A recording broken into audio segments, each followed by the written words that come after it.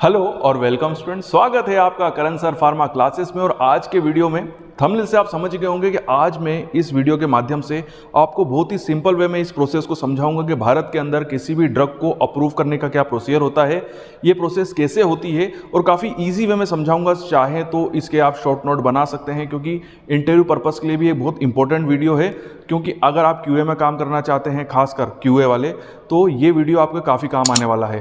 तो ज़्यादा समय नहीं गवाते और वीडियो स्टार्ट करते हैं। और आज के इस वीडियो के अंदर हम डिस्कशन करेंगे कि भारत के अंदर किसी भी नई ड्रग को अप्रूव कराने के लिए, जी हाँ, केवल हम भारत की बात करेंगे कि भारत के अंदर अगर हमको किसी ड्रग को अप्रूव कराना है सेल के लिए, मैन्युफैक्चरिंग के लिए, तो उसका क्या प्रोसीजर होता है, वो कैसे होती है। तो देखिए, सबसे पहले हमको कोई भी ड्रग को अप्रूव कराना है तो सबसे पहले एप्लीकेंट जो होता है वो एप्लीकेशन देता है सिडिस्को को। इस CDSCO इसको हम एप्लीकेशन देते हैं। एप्लीकेशन और सिडिस्को का मैं आपको फुल फॉर्म बता दूं। फुल फॉर्म है इसका central drugs standard control organisation. ये एक रेगुलेटरी बॉडी है। जी हाँ, रेगुलेटरी बॉडी का मतलब जैसे अमेरिका में US FDA होता है, ब्रिटेन में MHRA होता है, ब्राज़ील में एनवीसा होता है, वैसे ही अगर आपको भारत में ड्रग मैन्युफैक्चर्ड करनी है और ड्रग सेल करनी है तो उसी भारत की जो रेगुलेटरी बॉडी है वो है सिडिस्को। भारत के स्वास्थ्य मंत्रालय के अंतर्गत ये बॉडी आती है और इसी के हिसाब से आपको ड्रग की मैन्युफैक्चरिंग करनी है, अपने प्लांट को बनाना है, जो भी आपको ड्रग से रिलेटेड आपको प्रोसीजर को फॉलो करना है वो सिडिस्को के रूल्स और रेगुलेशन के हिसाब से ही करना है। समझ गए मेरी बात को। तो भारत की जो रेगुलेटरी बॉडी है वो है सिडिस्को। उसके बाद जब आप एप्लीकेंट सिडिस्को में अप्लाई करता है तो फिर सेकंड स्टेप आती है examination by new drug division. जी हाँ, इनका एक न्यू ड्रग डिवीजन होता है, वो इस पूरी एप्लीकेशन को एग्जामिन करता है। एप्लीकेशन के अंदर जितने भी डॉक्यूमेंट्स आप लगाते हैं, मतलब ड्रग से रिलेटेड सारी इन्फॉर्मेशन आपको देनी है, ड्रग से रिलेटेड जो भी आपने डाटा कलेक्ट किया है, चाहे वो आपकी उसकी R&D मेथड डेवलप की हो, उसका पूरा फॉर्मुलेशन आपने बताया है, मार्केट में इस ड्रग की क्या जरूरत है, ये चीज़ें आपने उसके अंदर बताई हैं। तो ये सारी एप्लीकेशन को जो है वो न्यू ड्रग डिवीजन जो होता है वो प्रॉपर तरीके से स्टडी करता है।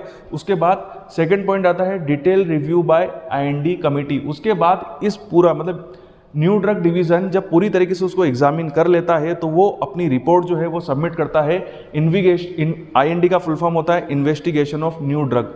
तो investigation of new drug committee जो होती है वो इस प्रॉपर मतलब ये न्यू ड्रग डिवीजन जो रिपोर्ट देगा उस रिपोर्ट को पूरी तरीके से रिव्यू करेगी, उनके साथ बैठेगी, बात करेगी और उनकी जो भी रिपोर्ट के अंदर आएगा उसको प्रॉपर तरीके से रिव्यू करने के बाद वो रिकमेंड करते हैं DCGI को। ये रिपोर्ट मतलब यहाँ पर अब वो इसको DCGI को रिकमेंड करते हैं। DCGI का फुल फॉर्म होता है drug controller general of India. जी हाँ, drug controller general of India, जो कि IND कमेटी जो होती है वो रिकमेंड करती है इस एप्लीकेशन को DCGI में, और drug controller general of India जो है वो इसको सिस्टमेटिक वे में पढ़ते हैं। और नेक्स्ट होता है IND एप्लीकेशन अप्रूव्ड। और यहाँ पर हमारी investigation of new drug, IND का फुल फॉर्म है इन्वेस्टिगेशन ऑफ न्यू ड्रग की जो एप्लीकेशन है वो यहाँ पर अप्रूव हो जाती है। तो जैसे ही हमारी investigation new drug application approved हो जाती है, उसी के साथ में हम ड्रग के क्लिनिकल जो ट्रायल्स होते हैं उसको हम स्टार्ट कर देते हैं। किन के ऊपर?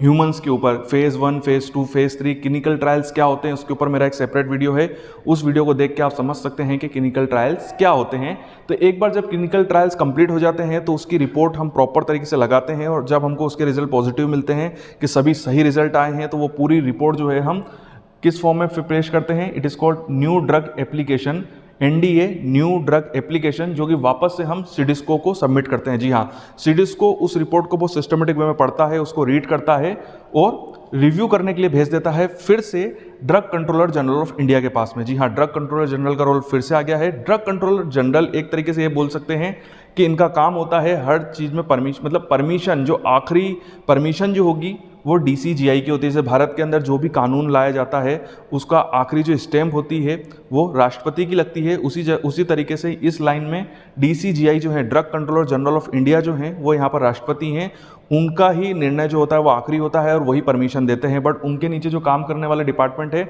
वो है सिडिस्को। ठीक है, तो यहाँ पर सिडिस्को जो होगी वो अपनी रिपोर्ट जो है वो DCGI के पास भेजेगी। अगर DCGI जो drug controller general of India है, अगर उनको रिपोर्ट सही लगती है तो अगर वो कहते हैं कि कंप्लीट है तो आपको लाइसेंस ग्रांट हो जाएगा और आप वो पर्टिकुलर ड्रग जिसकी परमिशन आपको मिली है वो भारत के अंदर सेल कर सकते हैं, मैन्युफैक्चर्ड कर सकते हैं। बट अगर इफ़ नॉट कंप्लीटेड, अगर जो भी इंफॉर्मेशन आपने दी है वो सही तरीके से नहीं है और डायरेक्टर जनरल ऑफ इंडिया जो हैं वो इससे, मैं क्या कह सकता हूँ कि इससे वो संतुष्ट नहीं है। यहाँ पर एक चीज़ मैं आपको बता दूँ कि सिडिस्को का रोल यहाँ पर बहुत इंपॉर्टेंट होता है। सिडिस्को अगर यहाँ पर पास कर देता है तो डीसीजीआई भी पास कर देंगे, बट अगर डीसीजीआई का फेल करने का एक ही रीज़न होगा अगर सिडिस्को यहीं से उसको फेल कर दे, क्योंकि पूरी रिव्यू करना, पूरा एनालिसिस करना हर रिपोर्ट का वो सिडिस्को के लोगों का ही काम है। तो अगर वो डीसीजीआई को लगता है या सिडिस्को को ये लगता है और वो डीसीजीआई को सजेस्ट करते हैं कि सर अभी इन्होंने जितने भी डॉक्यूमेंट्स पेश किए हैं उसके अंदर कुछ इन्फॉर्मेशन मिसिंग है या गलत है और इसको हमको रिव्यू करना चाहिए या इनको इसमें और भी चेंजेस करने चाहिए, इसके अंदर सुधार की और भी गुंजाइश है, तो हो सकता है कि यहाँ पर डीसीजीआई ये बोलते हैं कि जितनी भी इन्फॉर्मेशन आपने दी है प्रॉपर तरीके से कंप्लीटेड नहीं है और आपको जो लाइसेंस है वो ग्रांट नहीं किया जाता है, तो आप वापस से स्टार्ट कीजिए। वापस से मतलब यहाँ से आपको फिर से प्रोसेस स्टार्ट करनी पड़ेगी या क्लिनिकल ट्रायल्स आपको फिर से स्टार्ट करने पड़ेंगे। और ये भी हो सकता है कि ड्रग के अंदर अगर कुछ भी वो रीज़न देंगे, क्योंकि आपका लाइसेंस अगर ग्रांट नहीं हुआ है तो प्रॉपर आपको रीज़न दिया जाता है कि आपका लाइसेंस ग्रांट क्यों नहीं हुआ है, उस चीज़ को आपको सुधारना है और वापस से फिर आपको हो सकता है कि एनडीए के लिए अप्लाई करें और फिर से ये डीसीजीआई में जाएगा। तो फिर ये प्रोसेस यहीं पर ही फॉलो किया जाएगा, क्योंकि क्लिनिकल ट्रायल्स एक बार आप कर चुके हैं। बट अगर आप फॉर्मुलेशन के अंदर चेंज करते हैं, कोई भी अगर आपने फॉर्मुलेशन के अंदर चेंज किया है, कोई भी चीज़ अगर आपने चेंज करी है, तो फिर ये प्रोसीजर आपको फिर से फॉलो करना होगा, क्योंकि अब आपने फॉर्मुलेशन के अंदर चेंज किया है। अगर आपने फॉर्मुलेशन के अंदर क्वांटिटी वाइज भी चेंज किया है, ड्रग की क्वांटिटी चेंज की है या किसी एडिटिव को नया डाला है या उसकी क्वांटिटी में चेंजेस किया है, तो भी आपको ये प्रोसीजर फिर से फॉलो करना होगा। तो समझ गए कि आपको भारत के अंदर अगर ड्रग सेल करनी है तो जिसके अप्रूवल का प्रोसेस होता है वो क्या होता है। तो यहां पर मैंने आपको जो ड्रग अप्रूवल प्रोसेस बताई वो बताई है सिडिस्को के थ्रू। उसके अलावा भी एक दूसरा रास्ता भी है और वो होती है इथिकल कमेटी। देखिए इथिकल कमेटी भी जो होती है वो स्वास्थ्य मंत्रालय के अंतर्गत आती है, या ये कहूं कि इथिकल कमेटी जो होती है वो सिडिस्को के अंतर्गत ही आती है। ये भी एक कमेटी है जो सिडिस्को के अंतर्गत काम करती है। इस कमेटी में टोटल 5 मेंबर होते हैं, जिसमें से टोटल 50% मेंबर्स जो होते हैं वो डॉक्टर्स होते हैं। उसके अलावा जो अलग अलग सेक्टर्स के लोग होते हैं, जो साइंटिस्ट भी हो सकते हैं, फार्मा से रिलेटेड हो सकते हैं, लाइफ साइंस डिपार्टमेंट से रिलेटेड हो सकते हैं, वेटनरी से रिलेटेड हो सकते हैं, तो इनकी एक पर्टिकुलर कमेटी होती है। तो इस कमेटी में भी एज ए एप्लीकेंट आप एप्लीकेशन दे सकते हैं डायरेक्ट, और एथिकल कमेटी जो होती है वो उस पूरी एप्लीकेशन को वो सिस्टमेटिक वे में पढ़ती है, अपनी रिपोर्ट बनाती है, 12 हफ्ते का समय लेती है। जी हाँ, 12 हफ्ते का समय लेती है। अगर सब सही होगा तो आपको क्लिनिकल ट्रायल्स की परमिशन मिल जाती है। ठीक है, तो यहाँ पर जो आपने सिडिस्को से होते हुए आप यहाँ पर गए थे, वो सीधा का सीधा आप क्लिनिकल ट्रायल्स यहाँ पर स्टार्ट कर सकते हैं वाया इथिकल कमेटी के थ्रू भी। ठीक है, तो ये प्रोसेस थोड़ी सी लंबी थी, वैसे तो ये भी लंबी है क्योंकि 12 हफ्ते का समय तो ये भी ले रहे हैं और ये भी सिडिस्को के अंतर्गत ही आते हैं। तो यहाँ पर 2 तरीके हैं क्लिनिकल ट्रायल्स स्टार्ट करने के। उसके बाद तो सभी प्रोसेस जो होगी वो सेम होगी, बल्कि क्लिनिकल ट्रायल्स तक पहुंचने के लिए 2 रास्ते हैं। एक तो आप चाहें तो सीधा सिडिस्को को अप्लाई कर दीजिए, उस सिडिस्को वाला प्रोसीजर जो मैंने आपको पहले बताया था, और दूसरा होगा कि आप इथिकल कमेटी को अपनी एप्लीकेशन दे सकते हैं अपनी नई ड्रग से रिलेटेड। नई ड्रग की जब हम एप्लीकेशन देते हैं तो उसके अंदर हमको कौन कौन सी इन्फॉर्मेशन लगानी होती है उससे रिलेटेड मैं एक वीडियो पहले ही बना चुका हूँ। आप चाहें तो डिस्क्रिप्शन बॉक्स में मैं वो चीज़, उसका जो लिंक है वो शेयर कर दूंगा, तो आप वो वीडियो देख सकते हैं, जिसके अंदर मैंने बहुत ही सिस्टमेटिक में बताया है कि जब हम अपनी एप्लीकेशन सबमिट करते हैं, अपनी नई ड्रग से रिलेटेड कोई एप्लीकेशन सबमिट करते हैं, तो उसके अंदर हम क्या क्या इन्फॉर्मेशन देते हैं।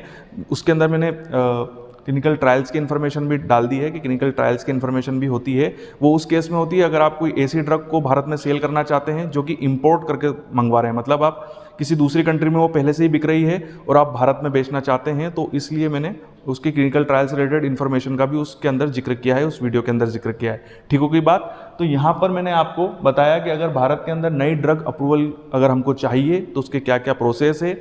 2 प्रोसेस मैंने आपको बताए हैं। आप चाहें तो वीडियो को पुश करके इसके शॉर्ट नोट भी बना सकते हैं, क्योंकि ये जानकारी आपको काफ़ी काम आएगी इंटरव्यूज़ के पर्पस पे से भी। तो ये वीडियो हम यहीं पे कंप्लीट करते हैं। ये वीडियो आपको कैसा लगा कमेंट्स में मुझे ज़रूर बताइएगा। वीडियो देखने के लिए थैंक यू वेरी मच। अगर आप चाहते हैं कि मैं इस टाइप के वीडियोस और बनाऊं तो नीचे कमेंट बॉक्स पे आप उन टॉपिक्स को मेंशन कर सकते हैं। आगे आने वाले समय में मैं उन टॉपिक्स के ऊपर भी वीडियो ज़रूर बनाऊंगा। आपके उज्जवल भविष्य की कामना करता हूँ और यूँ ही बने रहिए मेरे साथ।